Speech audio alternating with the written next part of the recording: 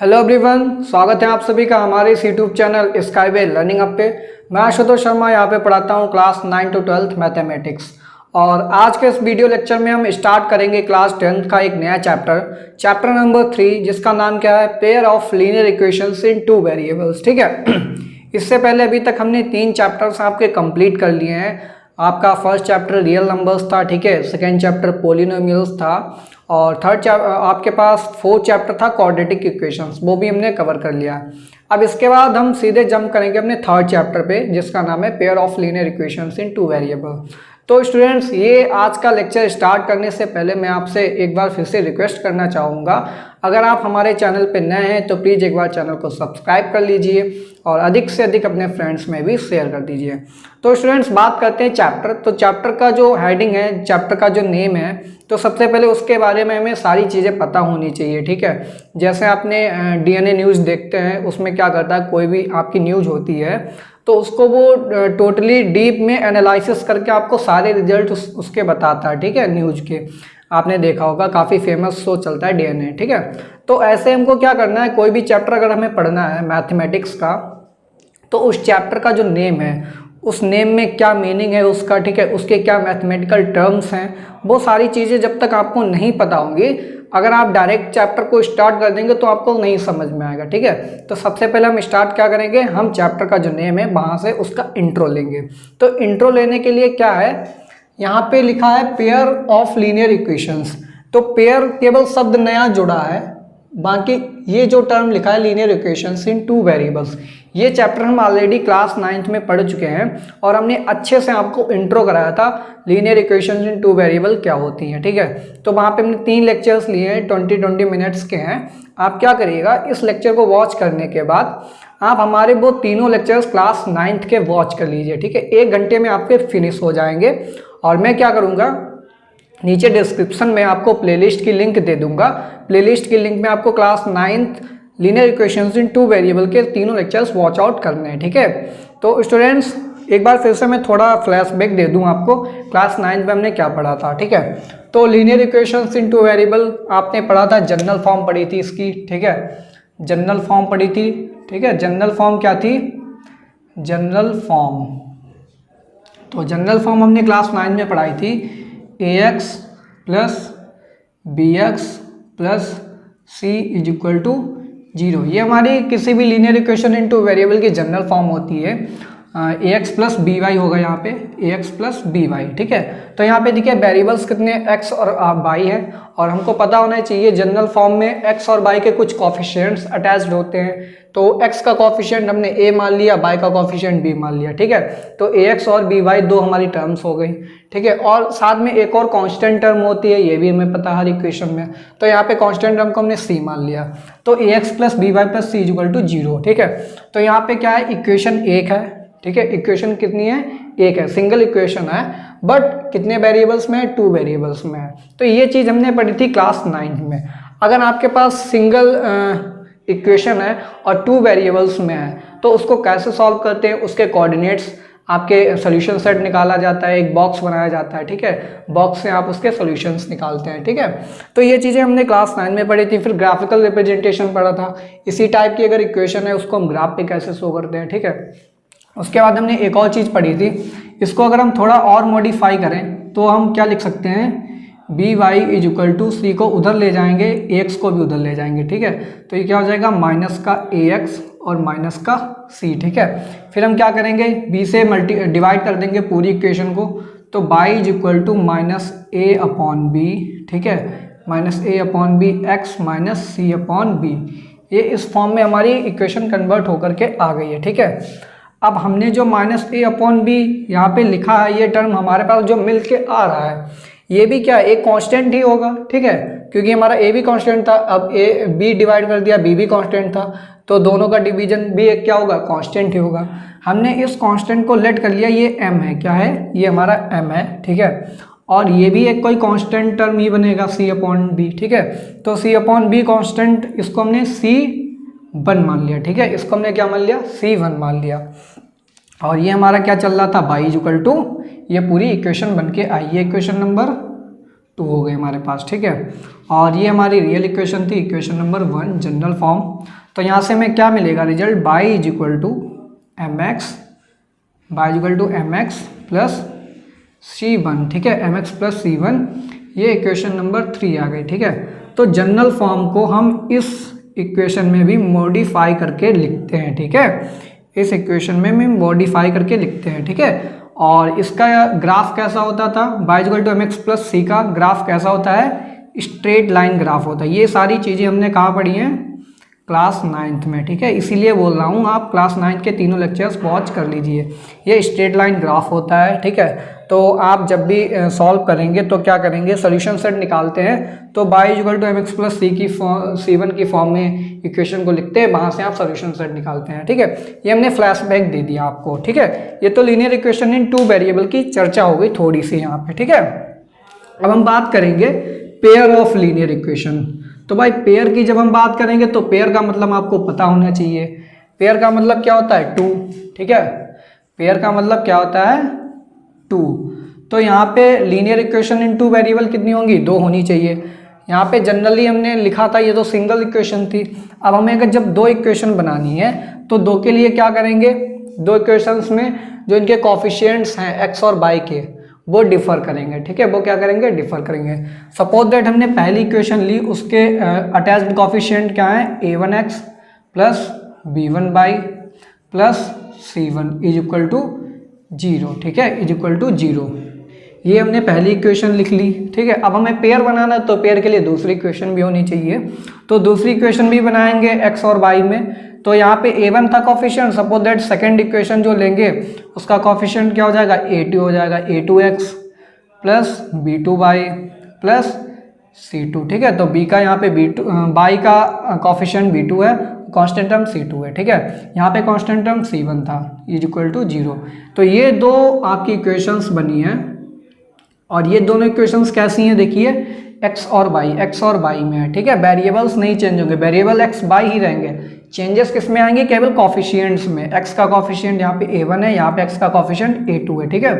यहाँ पे y का b1 है, यहाँ पे y का b2 है। सेकंड इक्वेशन में कॉफिशिएंट्स कौन से हैं, a2 b2 c2, और फर्स्ट इक्वेशन में कांस्टेंट टर्म्स कौन से हैं, a1 b1 c1, ठीक है। तो यहाँ पे 2 इक्वेशंस हैं, ठीक है। 2 इक्वेशंस लिखी हमने, लीनियर इक्वेशन इन 2 वेरिएबल। तो 2 किसको रिप्रेजेंट करता है, पेयर को रिप्रेजेंट करता है। तो ये दोनों इक्वेशन एक साथ लिखी जाएंगी और इन्हीं को बोलते हैं हम pair of linear equations. Pair of linear equations, linear equations हो गई। और यहाँ पे pair of linear equations in 2 variables. Variable कितने हैं यहाँ पे, इन 2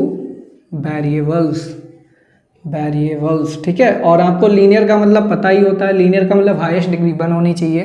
तो यहाँ पे x और y का जो हाईएस्ट डिग्री है कितनी है, 1 है। तो ये सारी की सारी कैसे इक्वेशंस है, लीनियर इक्वेशंस। तो ये linear equation, pair of linear equation in 2 variable की जनरल फॉर्म होती है, ठीक है।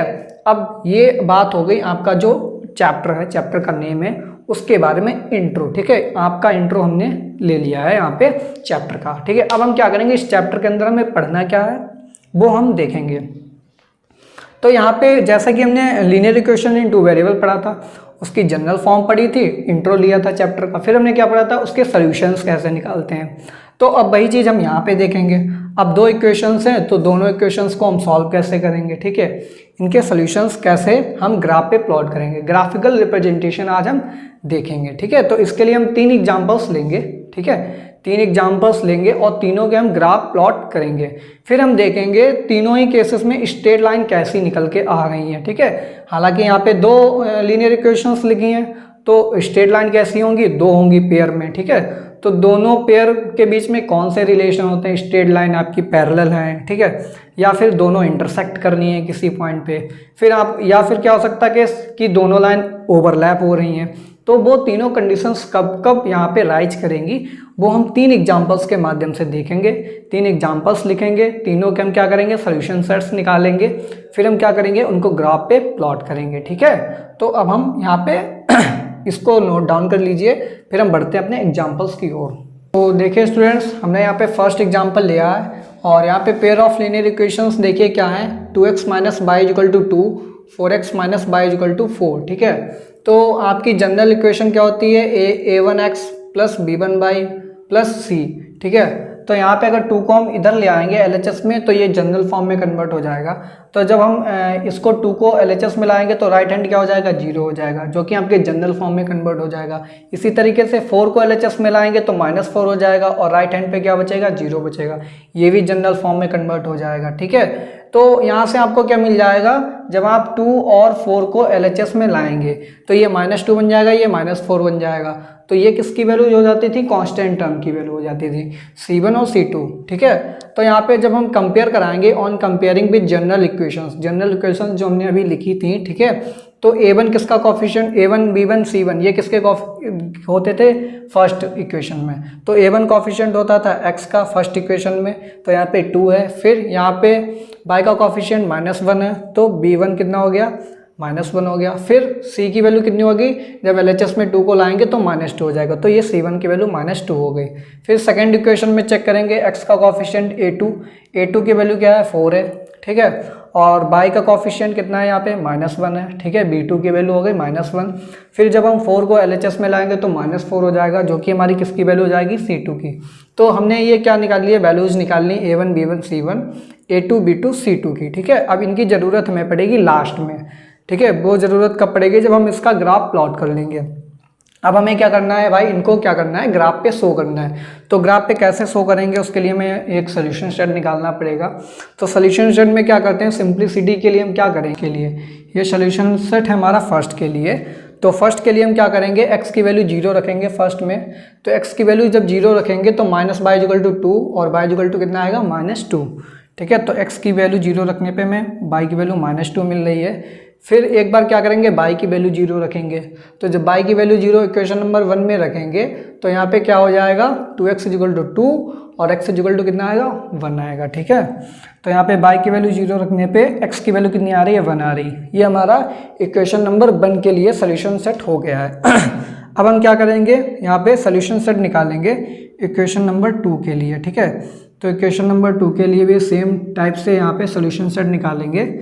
क्या करेंगे आप, x की वैल्यू 0 रख लीजिए एक बार और सेकेंड टाइम में y की वैल्यू 0 रख दीजिए। तो जब हम x की वैल्यू 0 रखेंगे सेकेंड इक्वेशन में तो ये बचेगा हमारे पास -y=4। तो y की वैल्यू यहाँ से क्या मिलेगी, -4, ठीक है। y की वैल्यू -4 मिलेगी जब हम x को 0 रख रहे हैं, ठीक है। और एक बार क्या करेंगे, y की वैल्यू 0 पुट करेंगे सेकेंड इक्वेशन में।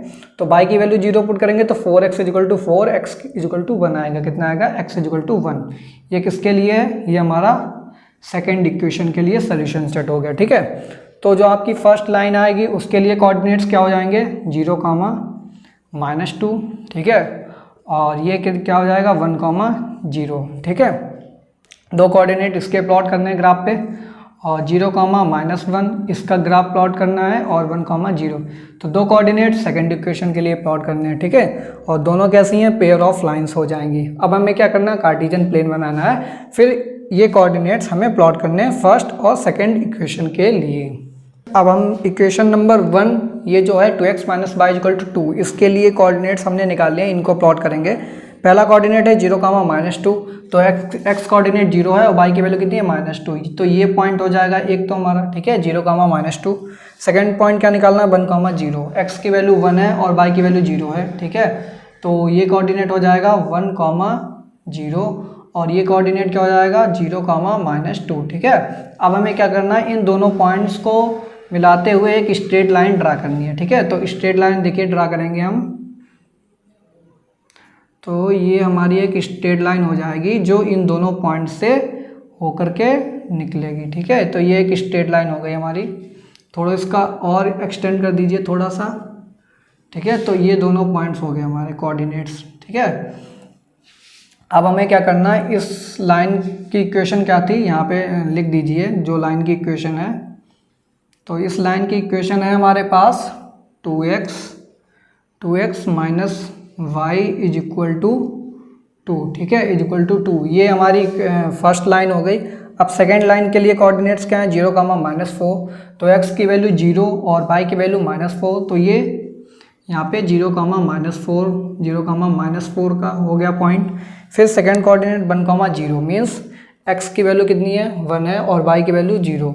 तो 1,0 मीन्स इस पॉइंट और इस पॉइंट को आपको मिलाना है, एक स्ट्रेट लाइन बनानी है। तो देखिए कैसे बनेगी ये, थोड़ा सा स्टूडेंट्स जो सेकेंड लाइन है ये कौन सी लाइन है हमारे पास, 4x minus by is equal to 4, ठीक है, ये हमारे पास सेकेंड लाइन है।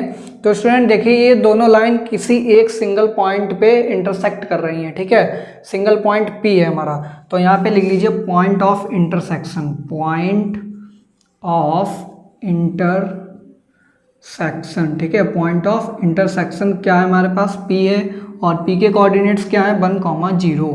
तो स्टूडेंट्स एक चीज़ यहाँ पे सोचिए, अगर 1,0 इंटरसेक्टिंग पॉइंट है तो इसका मतलब क्या है, ये हमारा इक्वेशन नंबर 1 को भी सेटिस्फाई करेगा और साथ में इक्वेशन नंबर 2 को भी सेटिस्फाई करेगा। इसका मतलब क्या है, पॉइंट जो हमारा P है वो इक्वेशन नंबर 1 के जो लाइन हमने प्लॉट की है उस पर भी लाई करेगा और सेकेंड इक्वेशन की लाइन पे भी ये लाई करेगा। अदरवाइज इसके कोई भी पॉइंट्स आप ले लीजिए इन दोनों लाइन पे, वो नहीं सेटिस्फाई करेंगे कंबाइंड इक्वेशन को, ठीक है। सपोज दैट यहाँ पे अगर हम कोई पॉइंट ले लेते हैं तो क्या वो इस लाइन पे लाई करेगा, नहीं लाई करेगा, ठीक है। कौन सा पॉइंट दोनों लाइन पे लाई करेगा, जो इंटरसेक्टिंग पॉइंट होगा।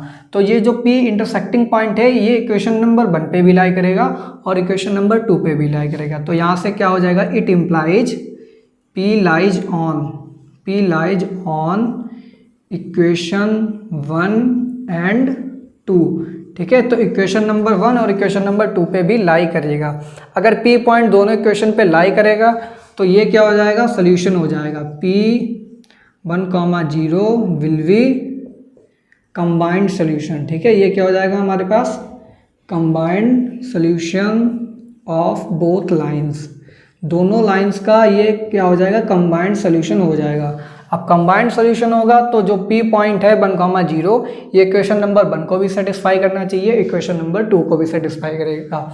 तो यहाँ पे 1 में हम अगर डालें, यहाँ पे 1,0 सेटिस्फाई अगर हम कराएं इस इक्वेशन में तो ज़रा देखिए हमको क्या मिलेगा। x की वैल्यू यहाँ पे 1 रखिए, ठीक है, और y की वैल्यू 0 रख दीजिए, -0 इज इक्वल टू 2। तो ये 2 इज इक्वल टू 2 ये देखिए वेरीफाइड हो गया, ठीक है, यानी कि ये पॉइंट हमारा इक्वेशन नंबर 1 को भी सेटिस्फाई कर रहा है।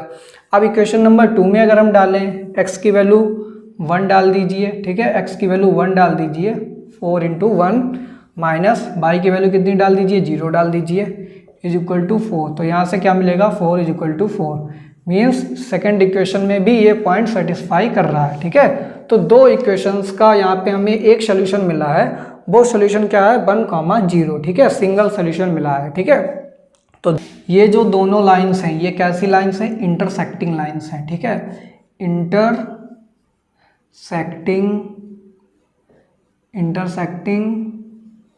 लाइंस, ठीक है, ये इंटरसेक्टिंग लाइंस हैं और इनका सोल्यूशन कैसा होगा, यहाँ पे यूनिक सोल्यूशन, ठीक है, यहाँ पे यूनिक और सिंगल सोल्यूशन होगा। कैसा सोल्यूशन होगा, सिंगल सोल्यूशन, ठीक है, सिंगल सोल्यूशन मिलेगा, एक ही सोल्यूशन मिलेगा, ठीक है, दोनों लाइंस का। तो लाइन का बिहेवियर क्या हो गया, इंटरसेक्टिंग लाइन हो गया, सोल्यूशन कैसा है, सिंगल सोल्यूशन है, ठीक है। तो ये कब निकल के आता है, हमने बोला था ये जो रेशियो यहाँ पे हमने ये निकाले हैं A1 B1 C1 A2 B2 C2, इनकी वैल्यूज हम लास्ट में कंक्लूड करेंगे, ठीक है। तो देखिए हमें ये चीज़ें पता लग जाएंगी ग्राफ प्लॉट किए बिना भी, ठीक है। हमने ग्राफ प्लॉट किया तो हमें पता लगा, काफ़ी टाइम लगा हमें पता लगाने में कि लाइंस कैसी हैं, इंटरसेक्टिंग है या पैरेलल लाइंस हैं या फिर कोइंसाइड हो रही हैं, दोनों ओवरलैप कर रही हैं। तो ये चीज़ हमें ग्राफ प्लॉट की काफ़ी सारा टाइम लगा, ठीक है, पॉइंट्स निकाले, ठीक है, फिर हमें पता लगा कैसी लाइन से, इंटरसेक्टिंग लाइन से, सोल्यूशन कैसा निकल के आ रहा, सिंगल सोल्यूशन निकल के आ रहा। अब ये चीज़ें हम बिना ग्राफ के भी बता सकते हैं। कैसे बता सकते हैं, हम क्या करेंगे, ये जो हमारे पास कोफिशिएंट्स आए हैं A1 A2 B1 B2 C1 C2, हम क्या करेंगे, इनका रेशियो निकालेंगे, ठीक है। तो यहाँ पे अगर हम A1/A2 निकालें तो ये 2/4 हो जाएगा, ठीक है, इसकी वैल्यू कितनी हो जाएगी, 1/2 हो जाएगी। फिर हम क्या करेंगे, B1/B2 इनका रेशियो निकालेंगे, B1/B2 कितना आएगा, -1/-1 इज इक्वल टू 1, ठीक है। तो B1/B2 कितना आ रहा है, 1 आ रहा है, तो इसको डायरेक्टली हम क्या लिखेंगे, 1।